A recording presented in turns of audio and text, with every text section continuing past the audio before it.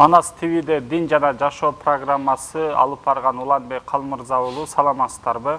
Ардактуу көрүүчүлөр, бүгүнкү дин жана жашоо берүүсүндө ысырапкорчулук, ашыкча чыгымдар деген теманын айланасында кеп кылабыз. Ал үчүн бизге Манас университетинин теология факультетинде декандын орун басары доцент Бакыт Мырзараимов агай келди. Кош келипсиз агай. Кош келдик. Агай ошол кыргыз элинин баягы исламга чейинки кыргыз элин баяндаган саякатчылар болгон, ошол Перс, Тибет, Кытай, андан кийинки ушу араб саякатчылары ошол кыргыздар жашаган аймакта келип кыргыздардын жашоо турмушун сүрөттөйт да. Анан ошолордун жалпы мындай статистика кылып жалпы айта турган болсок, ошондо эле кыргыздарды ушундай оюн зоокко шапартып, көңүл ачкан бир эл деп сыпаттайт да. Анан мына бүгүнкү күндө деле ошол нерсе уланып жаткандай, бир мындай сабак деле алынбагандай кыргыздардын. Анан деги эле ушул жөрөлгөлөрдө, өлүм житимдерде, той топураларда, аш тойлордо ушулардагы бир мазмунун айтып берсеңиз, кандай өңүттө жүрүп атат жеке байкоолоруңузда? Рахмат. Бул жөрөлгөлөр, каада салт, үрп-адаттар өзү негизи кандай, качан, кантип келип чыккан, бир аз ошого бир жалпы мындай мүнөздөмө бере кете турган болсок, дүйнө жүзүндө өзүңүз билесиз канчалаган улуттар бар да. Ошол улуттардын ар биринин өзүнүн жөрөлгөсү бар, ар биринин өзүнүн диний ишенимдери бар. Негизинен эле жөрөлгө, каада салт, үрп-адат деген негизинен эле кайсыл бир диний түшүнүктүн негизинде келип чыгат да. Кайсыл бир диний түшүнүк, диний ишенимдердин үстүнө курулуп калган, мындайча айткандачы. Биринчи ошол кайсыл бир элге мындай диний түшүнүк, диний ишенимдер келип, ар кандай пайгамбарлар аркылуу дейбизби, ошол диний ишенимдер келип, анан ошол ишенимдердин үстүнө бара-бара ошол ишенимдердин кээ бири мындай салтка айланып, каадага айланып, анан диндик түшүнүктөн чыгып, мындай салттык түшүнүккө дагы айланып жүрүп олтуруп, бүгүнкү күнгө чейин ошол дүйнөдөгү элдердин, улуттардын каада салттары, үрп-адаттары бүгүнкү күнүбүзгө чейин дагы жетип келген да. Эми бул жерде айтылуучу нерсе диний түшүнүктөр, диний эрежелер, диний ишенимдер бул өзгөрбөйт дагы. Каада салт бул убакытка, заманга байланыштуу дайыма өзгөрүп турат да. Кайсыл бир каада салттар убакыттын өтүшү менен жок болуп кетет. Кайсыл бир жаңы дурда жаңы үрп-адаттар, жаңы мындай каадалар, жөрөлгөлөр келип чыгат. Бул дагы ошол жердеги жашаган элдин, улуттун жашаган аймагына, географиялык аймагына, ошол элдин социалдык абалына, экономикалык абалына, ушунун бардыгы бир жөрөлгөнүн, каада салттын өнүгүшүнө, өзгөрүшүнө, ошондой эле жок болушуна алып келет да. Мына өзүңүз айтып өткөн биздин кыргыз эли байыртадан эле мындай көчмөн эл болгон, сиз айткандай мындай куунак, көңүл ачып жашаганга дагы өтө чоң маани берген. Мунун аркасынан тарыхтан бери эле көптөгөн мындай аш тойлорду өткөрүп, өлүм житимдерди дагы чоң азаларды күтүп, бир той кылганда биз жомок китептерден деле өзүңүз жакшы окуп калган билесиз, мисалы 40 күн той, 40 жылкы, 40 мындай сойду деп тарых китептерде дагы жомокторубузда айтылып, мындай ушундай бир жагы берешен дейбизби, же болбосо бир жагы мындай сиз айткандай той топурга чоң маани берген эл дейбизби. Кыскасы тарыхта ушундай бир жолду биздин ата бабаларыбыз басып өткөн да. Эми ошол учурдагы тойду же болбосо мындай өлүм житим, жамандык иштерди алып карай турган болсок, ошол учурдагы шарттар менен бүгүнкү күндөгү шарттардын өтө чоң айырмасы бар да. Балким бүгүнкү күнүбүздөгү жанакы өлүм житимди, жамандыктагы союлуп аткан жылкы дейбизби, же чоң баш бодомал дейбизби, бул нерселердин союлушу балким тарыхта кайсыл бир доорлордо өтө керектүү нерсе болгон да. Бул салт катары, дин, ишеним де болсо буну өлгөндө ушундай мал сою, уй сою деген мындай диндик эрежелерде негизинен айтылбайт да. Бирок ошол жөрөлгө катары бул тарыхтын кайсыл бир убактарында калыптанып калган да. Бунун калыптанып калуу себеби эмнеде? Мисалы бул бир эле негизинен биздин мына түрк элдеринде, анын ичинде кыргыздарда, казактарда өтө мындай терең кездешкен нерсе да. Бул өлүм житимде мындай чоң жандык сою деген. Мунун тарыхтагы себебин алып карай турган болсок, эми илгерки учурда биздин кыргыз эл билесиздер, көчмөн эл болуп, мындай коктудан коктуда же тоодон тоодо айыл колот болуп туруп ошентип жашаган эл болгон да. Бирок бири-бири менен карым катнаш болуп, уруулар болуп туруп өзүнчө жашаган, кайсыл бир уруу бири-бирин сыйлашкан, кайсыл бир уруу менен бир уруу бири-бирин көрө алышкан эмес. Бирок ошондой болгондо дагы мындай бири-биринен бир кыргыз эли болуп, бир жамандык, жакшылык болгондо бул айылдан айыл которуп, же болбосо коктудан кокту которуп, ат менен ошол каза болгон өлгөн кишинин үйүнө келип, ошонун азасына орток болуп бөлүшүп кеткен да. Мындайча айтканда эми ошол учурларды элестете турган болсок, бир айылдан экинчи айылга келиш үчүн ат менен жүрүп, балким бир күн убактысын коротто да. Эртең менен ушу палан жогорку айылда бир аксакал киши өтүптүр, анын жаназасына барып катышайлы деген мындай түшүнүк менен, мисалы атка минип, ол айылга барыкчан балким бир күн өттү да, эртең менен кеч кирди. Ошентип канча айылдан келди тиги жергечи. Анан булар бир күн кечке жол жүрдү.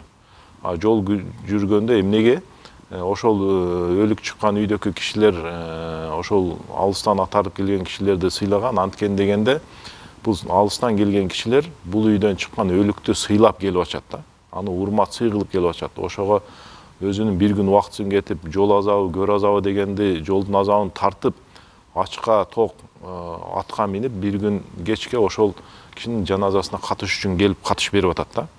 Ошондой учурда эми ошондой бир эле киши эмес да, бул балким 50 киши, 100 киши же 200 киши тиги жаназага келип катыш берип атат. Ошондой жерде келген өлүктү сыйлап келгенде тиги кишилерге алыстан келгени үчүн ошолорго тамак аш берилип атат. Эми ал жерде 100 киши келсе бир кой союп бере албайсың, мисалычы. Ошон үчүн чоң башты сойгонго туура келген.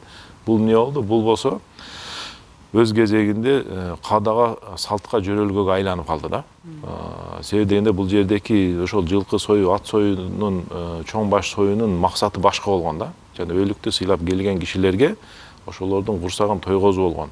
Анан өлүктү сыйлап бир күн жол артып, жол азабын тартып келген кишини өлүктү сыйлады, болду, келди, көмдү, анан болду эми кете бергиле деп ачка кайра жолго салган эмес да. Ошон үчүн жанакындай чоң баштарды союп, ошол учурда мындай даамдарын жасап, борсокторун жасап дегенде мисалы. Анан келген кишилерди ошентип узатышкан. Эми азыркы учурда мындай шарт дагы, мындай талап дагы жок да. Бир айылдан бир жерге бара турган болсоң, машина менен көп болсо 1 саатта барасың. Ал жерде мисалы курсагың деле ачпайт. Жол жүрсөң көп деле кыйналбайсың. Мисалы азыр машина менен барсаң. Жолдо толтура чайканалар бар, мисалы курсак ачса, барат, келет. Ал жерде жылкы сой деген жөн эле мындай бир элемент катары эле калып калды. Эч кандай майнеси да калбады, максаты деле калган жок. Ошон үчүн бул азыркы күндө бир мындай ысырап катары каралат да. Динде негизи мындай нерсеге жол берилбейт да. Бул азыркы учурда бүгүнкү күндө жөн эле ысырапчылык болуп атат. Ошол сиз айткан нерселерди ошо баяндап бердиңиз. Мурунку ошол өткөн доордогу, өткөн кылымдардагы бир ошол када салттын ошондой баягындай бодомал сою болсун же башка ушундай 3-лүк, 40-лык деген ушундай өткөрүүнүн кандайдыр бир деңгээлде ошол замандын бир социалдык бир муктаждыгынан улам бир нерсе калган. Бирок азыркы учурда андай нерсе жок. Анан ушул жөрөлгөлөрдү дагы ашыкча чыгымда бир аз баягы булак катары диний жөрөлгө, бул динде айтылган деген дагы сөздөр айтылат да. Ошо чындап эле ошол диний баалуулуктарда да ошого мажбурлайбы, ошондой той аштарга, ошондой ысырапкорчулукка, ошолдон да айтып берсеңиз. Динде негизинен эми биз өзүбүз ислам динин эле айтайлы, ислам дининде мындай нерселер негизинен эле жок да. Аза күткөн жерде мал союлат, дегендей болот, мындай болот, 3 күндө болот, 4 күн болот деген кыркылыгы болот, мындай нерселер жок. Бул ислам дини боюнча өлгөн кишинин абалы дагы башкача болот да. Ал уже өлдү, жаназасы окулду, мүрзөгө коюлду. Болду, ал киши ошол жерде калды. Анын аркасынан эң чоң пайда алып келе турган иш бир гана ошол кишинин аркасынан дуа кылуу гана болуп эсептелет да. Жакын уруктары, туугандары ошол кишиге дуа кылып, Алла Тааладан ошол кишинин билип-билбей кылган күнөөлөрү үчүн кечирим сурагандыктары эң мындай маанилүүсү же болбосо эң мындай диндеки көрсөтүлгөнү ошол да. Эгерде ушунчалык эле ошол өлгөн кишинин жакындарында акчасы көп, болуп ушинтип ашап аткан болсо, ал жылкы сою, ат сою эмес да. Эгерде ошол акчаны каржыгасы келсе, анда динде айтылган ошол жетим жесирлерге болобу, же кайсыл бир муктаж үй бүлөгө, же болбосо кайсыл бир коомдук мына окуу жайлар болобу, медресе болобу, мектеп болобу, же ооруканалар болобу, мисалы ошондой жерлерге кайыр садака кылып ошол акчасын берсе, өлгөн кишинин атынан. Мунун дагы таасирдүүрөөк болот да. А тигиндей кылып туруп жанакындай чоң бада сойгондо ал жөн эле мындай бир ысырап кагана кетет да. Эми бул деген сөз, мисалы мен акчам бар, мен башкага ооруканага бергенден көрө мен бодо мал союп туруп мен ушундай кылам десе, ал өзүнүн эрки. Бирок бул баягы салт катары келип калган үчүн төмөн жактагы ошого күчү жетпеген кишилер кыйналып калат да кийинкисиндечи. Мисалы ал дагы мен ошолордон калып, азыр биздеки көрүнүш ошол болуп атпайбы? Үйүндө жок болсо да, кедей болсо да, азыр карыз алып той өткөргөндөр, карыз алып жаназасына жылкы сойгондор, мындайларды толтура эле угуп атабыз да. Кредит алып сой койгондор, же кредит алып той өткөрүп, аны төлөй албай калгандар, мунун баарын биз көрүп атабыз да азырчы. Негизинен айтканда, дин ушул нерселерге негизинен жол бербейт да. А муну биз бүгүнкү күндөгү ошол аш тойлордогу же өлүм житимдеки ысырапкорчулукту биз адамдар, инсандар өзүбүз буга байланып, өзүбүздү өзүбүз кыйнап, өзүбүз ушул нерседен чыга албай атабыз да. Эми бул нерсе бирок менин жеке пикиримде бул нерсенин бардыгы убактылуу нерсе да. Бир убакыт келет, мындан 10 жыл болобу же 15 жыл болобу, адамдардын түшүнүгү өзгөрөт, мына жаңы урпактардын азыркы түшүнүктөрү өтө эле башка. Мисалы мындан 50 жыл мурдакы инсандар менен азыркы бүгүнкү күндөгү жаштардын түшүнүктөрү асман менен жерде айырмасы бар да. Ошол мурунку кылган кишилердин кадаларын азыркы жаштар кылбайт, аткарбайт, аны билбейт дагы, түшүнбөйт дагы. Азыркы жаштардын түшүнүгү башка болуп калды. Алардыкы мындай капиталисттик системага карап кетип атат. Бардыгы акча табуу, телефон менен, интернет менен кандайдыр бир бизнес кылуу, ошол нерселерди ойлоп атат. Эми капиталисттик системага акырындык менен ооп баштаганда той топур деген жанакындай нерсенин бардыгы өзүнөн өзү тыйылат да. Мындайча айтканда белгилүү бир иретке, тартипке келип сөйдөгөндө адамдарда жанакындай жашоо шарты бүт мындай акчага байланганда той топурга барганга дагы шарты калбай калат да. Эмнеге? Сөйдөгөндө ал иштеш керек, акча кылыш керек, контрагын төлөш керек, квартирасын төлөш керек, ысык суу, муздак суун төлөш керек, газын төлөш керек, же болбосо кайсыл бир бизнесин аткарыш керек, ага убактысы жок, тойго келип отурганга убактысы жок, иши калып кетип атат. Мисалы бүт бардык нерсе ошол капиталисттик түшүнүккө карап могондо жанакындай той аштарга да келген кишилердин убакыты деле калбай калат агачы. Убактысы калбай барып туруп, кичинеге тар чөйрөдө гана бул нерсе өткөрүлүп калышы мүмкүн да. Ал эми өлүм житим боюнча дагы эл аралык баягы өнүккөн өлкө дейбизби, же болбосо кайсыл бир мусулман өлкөлөрдө дейбизби, өлүм житим боюнча дагы буларда биздикине окшогон жөрөлгөлөр негизинен жок да. Ал жылкы союптур, мал союптур деген түшүнүк аларда такыр жок. Керек болсо ошол жаназаны кылганда дагы аларда ошол жакын тууган, эң жакын тууган уруктарынан тышкары башка бирөөлөрдүн деле келип ал менен боз интип ошол жерде 2 күн 3 күн отурганга башкалардын такыр убакыты жок алчы. Ал чакырсаң да келбей калышы мүмкүн. Бардыгы мындай жумуштар менен башка бир нерсе менен алек да. Ошон үчүн ошондой жерлерде атайын жаназа кызматтары деген ушундай жумуш дейбиз, же болбосо бир уюмдар дейбизби, жаназа кызмат уюмдары бар, жаназа кызмат мекемелери бар дейли. Мисалы кайсыл бир үйдө жаназа чыгат турган болсо, ошол жаназанын ээси тиги жаназа кызматтарларына чакырса, алар бүт баарын өзүнө алып келет. Жаназа машинеси бар, жаназаны өздөрү жуйт, өздөрү кепендейт, өздөрү апарып ошол мүрзөгө коюп беришет. Ал кылган кызмат үчүн акчасын алышат. Бул мусулман өлкөлөрдө да ушундай. Эч жерде мындай жылкы сойду, андай мындай деген нерсе да болбойт. Көңүл айтканы келген кишилер эмне болот? Көңүл айткан жакындар ошол жаназага намазына катышат. Ошол жерден көңүл айтып, жаназа намаздан кийин деле кайтып кетишет. Эми өтө жакындары мүрзөгө чейин барышат. Башка алысырактары болсо, азыр биздикинде окшоп жаназа көмүлгөндөн кийин анан 1-2 күндөн кийин башка тууган тиги жерге барып Куран окутту, анан ошончо элди чакырды, ал жерде дагы өзүнчө жылкы сойду, анан ресторанда мындай берди деген аларда андай түшүнүк такыр эле жок. Мусулман өлкөлөрдө айтабыз да. Аларда ошол өлгөн кишиге жөн эле алыстан келип ошол жаназа чыккан үйгө келип эле көңүл айтып туруп анан кийин кетип калышат. Чайдын деле, нандын деле андай нерсе эле жок. Көңүл айтып, көңүлүн алып эле кетет да. Эми буну эмнеге айттым? Мисалы мындай деши мүмкүн да, алар башка, биздин салтыбыз мындай тигиндей. Макул салт бизде ошондой, бирок тигилер андай салт жок, мындай ысырабы жок, андай мындай түйшүгү жок эле жашап атышпайбы? Ошол эле мусулман, ошол эле жаназа окуп атат, ошол эле кепен көрүп атат, ошол эле мүрзө коюп атат, мисалы, ушундай эле нерсе болуп атат. Демек бизде мындай маселелерде ойлонушубуз керек да. Анан экинчи той топурларда дагы бизде азыр мына өзүңүз билесиз, биздин мына бүгүнкү күндө жогорку кеңеште дагы, өкмөттө дагы, бийликте дагы ошо той топурларды дагы чектейли, ашыкча чыгымылгандарга мындай штраф салайлы, айыппул салайлы деген бүгүнкү күндө күндемде сөздөр болуп атат да. Эми бул дагы бекеринен айтылган жок да, ошол маселе бизге азыркы күнгө келип такалды. Эми ошол мыйзам чыгарганга азыр маселелер козголуп атат да. Буга чейин өзүңүз билесиз, жанакы бизде дин эркиндиги берилип, динде ар кандай чаржайыт болуп, ар кандай жамааттар көбөйүп, ар ким ар кандай динди туура деп өзүнүн кебете кечпиринен бери азыр биздин коомчулукта таңуулап жүргөн үчүн жанакындай никап салган тагынган дейбизби, же болбосо жанакындай үймө үй кыдыргандарды дейбизби, ушундай абалга келди. Буну өкмөт өзү кийлигишип, акыры мыйзам менен тыюу салды да. Бул аргасыз болуп калды. Анткени дегенде бүгүнкү көрүнүш ошого алып келип койду да биздечи. Анткени биз дин эркиндигибизди туура пайдалана алган жокпуз. Башаламан кыла бердик, чаржайыт кыла бердик. Муну мындай таштап койсок, мамлекеттин ичинде биримдик деген, бүтүмдүк деген, ынтымак деген калбай калышы мүмкүн да. Ошон үчүн мамлекет бул проблеманы көрдү, мыйзам менен чекит койду. Эми эмне болду?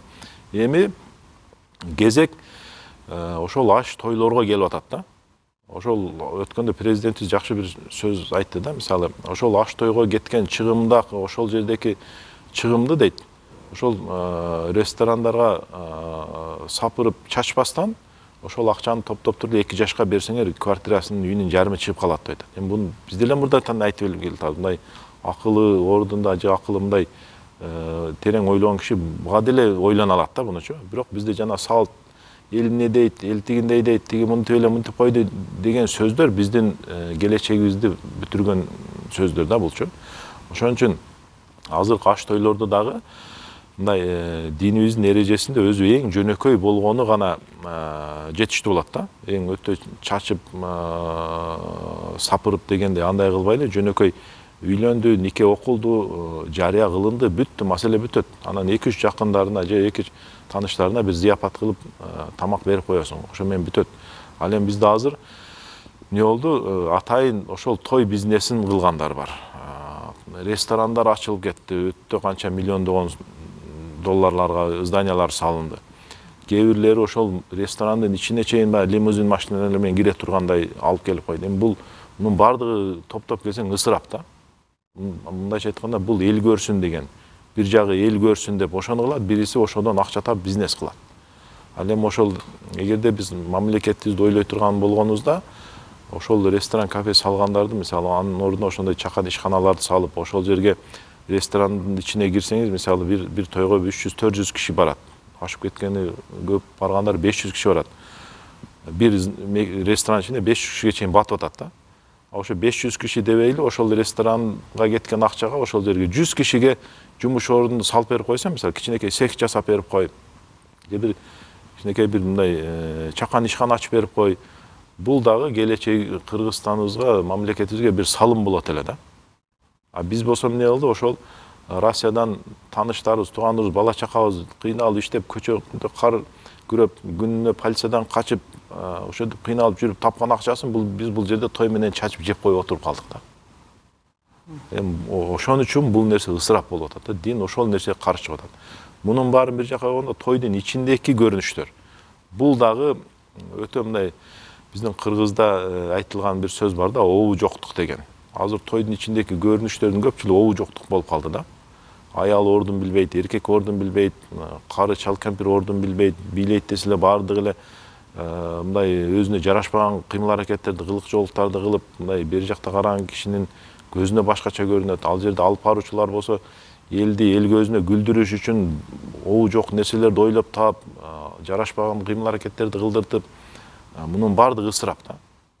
Биз өзүбүз мындай башкага же дүйнөгө мындай жаман жактарыбыз менен көрсөтүп атабыз деген сөз да. Мына кече эле мына социалдык тармактарда чыгып жүрөт, балким сиз деле көрдүңүз билбейм. Арак ичип алып, ошо ресторандын ичиндеги тамак, нан коюлган дасторконун үстүнө чыгып алып, эки бала тепкилеп, бийлеп, ошол нандарды тепкилеп, столдун үстүнө бийлеп жүрөт. Бул не деген мисалы көрүнүш да булчу? Бул мындайча айтканда бир каргышка калгандай нерсе да булчу. Ошон үчүн мына бүгүнкү күндө биздин өкмөттө дагы, бийликте дагы ушундай сөздөр болуп атат, тойлордо дагы. Бул мен буга толук кошулам да. Мындай нерсеге тыюу салыныш керек, чектөө келтириш керек. Биз өтө эле аша чаап кетип атабыз. Аша чаап, өзүбүздү контроль кыла албай, ысырапчылык кылган жерде бизден береке дагы качат да. Алла Таала берекесин дагы алып коет бизденчи. Мына ошон үчүн азыр биз ушул нерселерди баягы кыргызда дагы бир сөз бар, эсиң барда этегиңи жап деген. Биз өзүбүздү азыр эсибиз барда өзүбүздү тыйып, өзүбүздү токтотуп, мындай акча нерселер ошол той топур деген мисалы саат 6-га деп тойго чакырган нерсеси саат 8-де башталат. 8-де башталып түнү 12-1ге чейин кармап отурат мисалы. Бул жөн ашыкча нерсе да булчу. Убакыттын ысырабы. Убакыт ысырап. Убакыт ысырап болуп атпайбы? Динде да айтылат, убакытты туура пайдаланбасаң, убакыт сени өзүңдү жок кылат. Же убакыт сени кесет деген мисалы. Ошон үчүн бул нерсенин баардыгы ысырап да. Эми айта берсең сөз көп. Мен көргөн нерсе бар, көрбөгөн нерсе бар. Ушул теле көрүүчүлөрдүн алар билген маселелер бар. Алардын азыр оюна келип аткан түшүнүктөр бар мисалы. Ошолордун баарын топтогондо бул нерсенин баарын бир иретке келтириш керек да. Мунун баардыгы ысырапчылык. Дин буга жол бербейт. Дин тескерисинче ушулардын баардыгын, ислам динин айтып атам да, ушулардын баарын жөнгө салып, иреттеп той кыласыңбы, өлчөмү мына. Жаназа болобу, өлчөмү мына. Мына нерсең буну кылба мисалы. Дин буну айтып атат. Биз өзүбүз салтты кадан өзүбүз чыгарып атабыз да. Өзүбүзгө өзүбүз жүк ашырып атабыз.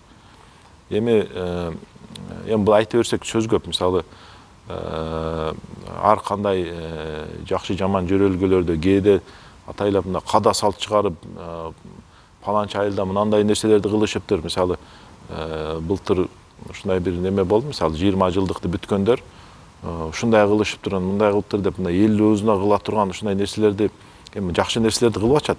Бирок ошол өздөрүнчө майрамдаганда мындай элде жок жөрөлгөлөрдү ойлоп табышып, анан башкаларга ошондой нерселер дагы болот экен. Мен бир угуп дагы анча-мынчасын ошондой неме болуп калдык, баягы соц тармакта дагы көрүп калдык. Мунун баардыгы өзүбүздү кыйнагандык деген сөз да.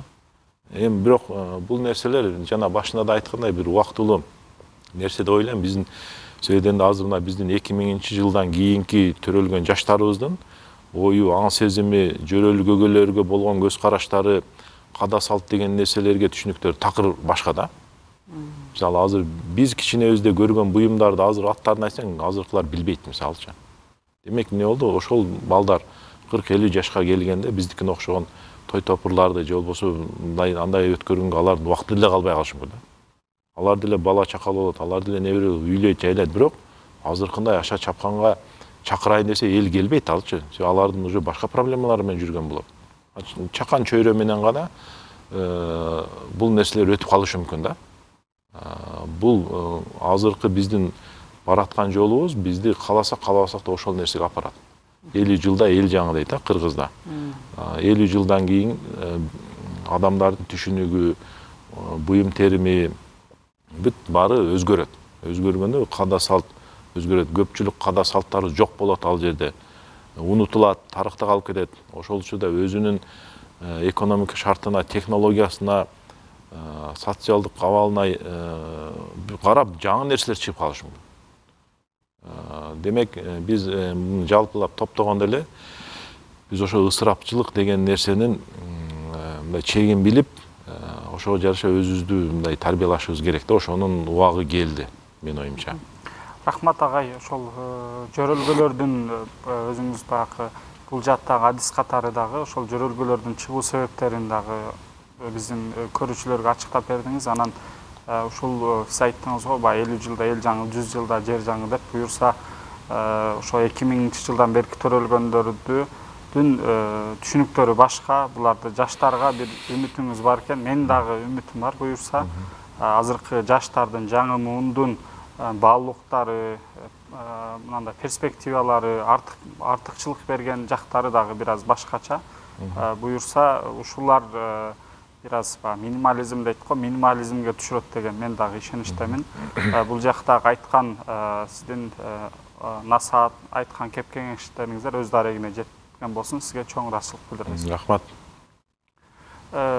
Кыргыз эли байыркы элдердин бирөөсү болуп эсептелет. Ошол мындан 1000 жыл, 2000 жыл мурунку кыргыз элин сүрөттөгөн Кытай булактары, Тибет, андан кийин Перс, Араб булактарында саякатчылар жалпы кыргыз элин сүрөттөп, ошол шапартеп, көңүл ачкан, той топурга аябай маани берген, жыргаган бир эл катары сүрөттөйт да. Анан арадан кылымдар өттү, мына бүгүнкү күнгө келди. Ошол биздин ошол түшүнүк биздин фольклорго, биздин эпосторубузга, биздин тамсил, биздин макал лакап, ушундай адабий чыгармаларыбызга дагы кирип кеткен. Себеби ошол 40 күн той болду, ушунча аш бериптир, ушунча мисалы суусундук ичиптир, кымыз ичиптир деп ушундай эле аябай мактаны болгон, жыргаган нерселер дагы, тамсил катары дагы бизде аябай көп. Бул нерсе азырга чейин дагы уланып атат. Ошол кыргыз эли эгемендүүлүктү калыбына келтирген жылдардан кийин дагы ошол Кыргызстанда чоң экономикалык кризис болду. Бирок ошондой кымбатчылык, каатчылык болду. Буга карабастан деле ошол той топура, көңүл ачуу нерселерди биз мындайча айтканда азайтпай койдук да. Бул билбейм, биздин генибизде калып кеткенби деп дагы бир ойлоп кетесиң да. Анан ошол акыркы жылдарында өзгөчө динибиз, ислам дини дагы ошол ысырапкорчулукка каршы болуп, ысырап кылбай, мындайча айтканда пайдалуу нерселерди кылуу деп ошол диний аалымдар, ишмерлер, молдокелер дагы өзүнүн кеп-кеңештерин, өзүнүн мына түшүндүрүү иштерин дагы жүргүзүп көрүлдү. Бирок мына акыркы 5-10 жылдын ичинде деле дүйнөдө, анын ичинде биздин өлкөдө деле аябай инфляция, каатчылык болуп атат, дүйнөдө ушундай жетишпестик болуп атат. Бирок дагы деле бул ошол той топура, аш, той, ушул окшогон жөрөлгөлөрдү азайта албай койдук. Керек болсо ушул жаатта атайын кесиптер чыгып кетти, той башкаруучу ошол жерде аткаргандар депчи.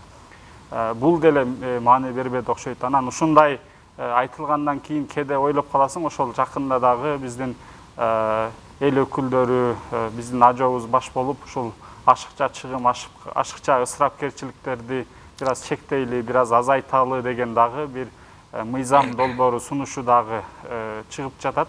Демек, биз ушундай экономикалык каатчылык, диний адамдардын түшүндүрүү иштери, башка улуттук жактан дагы интеллектуал адамдардын түшүндүрүү иштери жетпегенде айла жок ушундай чектөө дагы керекпи деген дагы ойдо калат экенсиң. Бирок ошол агай дагы баса белгилеп кеткендей, мына 2000 жылдан берки төрөлгөн жаш муун, Z мууну деп коет. Мына азыркы жаштардын баалуулуктары кыйла өзгөрдү. 50 жылда эл жаңы, 100 жылда жер жаңы деп ушу азыркы жаштар ушундай ашыкча чыгым, ашыкча ысырапкорчулуктарды азайтып, минимализм деп коет. Анын ордуна ошол өзүнүн эл жер тааныган, эл жер кыдырган, өзүнө инвестиция салган бир муун келатат деген бир ишеним бар. Буюрса ошол жаштар бул нерсени азайтып, өздөрүнө керектүү, зарыл болгон нерселерди аткарат деген изги тилектерибиз менен бүгүнкү дин жана жашоо берүүсүн жыйынтыктайбыз. Алып баруучулук кызматта Уланбек Калмырза уулу болдум. Эмки берүүлөрдөн кезишкенче сак саламатта туруңуздар.